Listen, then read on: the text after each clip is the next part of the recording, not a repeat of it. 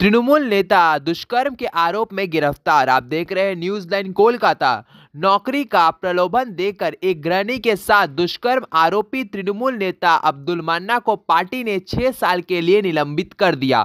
बुधवार को कोचबिहार जिला तृणमूल कार्यालय में प्रेस कॉन्फ्रेंस कर ये घोषणा जिला तृणमूल अध्यक्ष अभिजीत डे भौमिक ने की।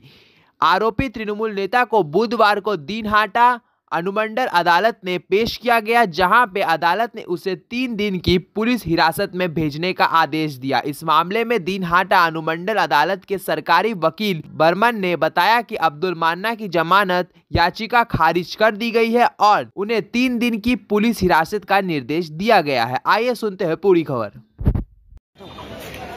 যে ব্যক্তি 14 তারিখ আমার নামে রেপ কেস দেয় দিনের 11টার সময়, সে ব্যক্তি দেওয়ানহাট হসপিটালে কি করে দিনের 3টের সময় থাকে। হসপিটালের সিসিটিভি ফুটেজও দেখতে পাবেন। তারপরে ওখান থেকে স্থানান্তরিত করা হয় দিনহাটা হসপিটালে। ছাগলামো হচ্ছে, এগুলো সবার জবাব হবে। যে ব্যক্তি 14 তারিখে 11টার সময় রেপ হয়, সে ব্যক্তি 13 তারিখে কি করে 3টের সময় দেওয়ানহাট হসপিটালে ভর্তি থাকে। আটিয়াবাড়ি 2 সিতাই বিধানসভা কেন্দ্রের দিনহাটা 1 ব্লকের এই আটিয়াবাড়ি 2 এর অঞ্চল সভাপতি আব্দুল মান্নে, তার বিরুদ্ধে একটা গুরুতর অভিযোগ উঠেছে। অভিযোগের সত্যতা অসত্যতা আমরা জানি না, কিন্তু তার বিরুদ্ধে যেহেতু এই ধরনের একটি অভিযোগ উঠেছে, তার জন্য আমরা তাকে দল থেকে 6 বছরের জন্য সাসপেন্ড করছি এবং তাকে নির্দোষ প্রমাণ হয়ে আদালতের জুডিশিয়াল প্রসেসের মাধ্যমে তাকে নির্দোষ প্রমাণ হয়েই আমাদের কাছে আসতে হবে।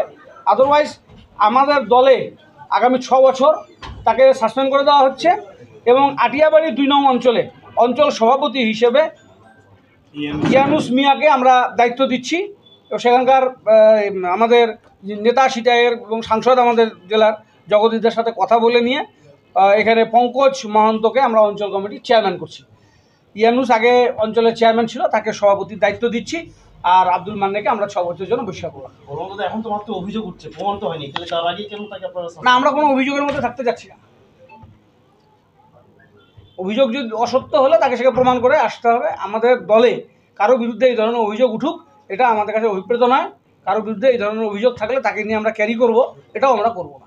তাকে আমরা নির্দোষ হওয়ার সুযোগ দেবো, নির্দোষ হয়ে আসবে।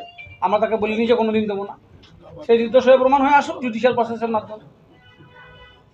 বলবে অতি তাড়াতাড়ি একটা ভালো গুড নিউজ পেতে যাচ্ছেন, মানে আর কিছু যারা ষড়যন্ত্র করছে, যারা মিথ্যে বলছে, তার ফাঁকটা থেকেই গেল।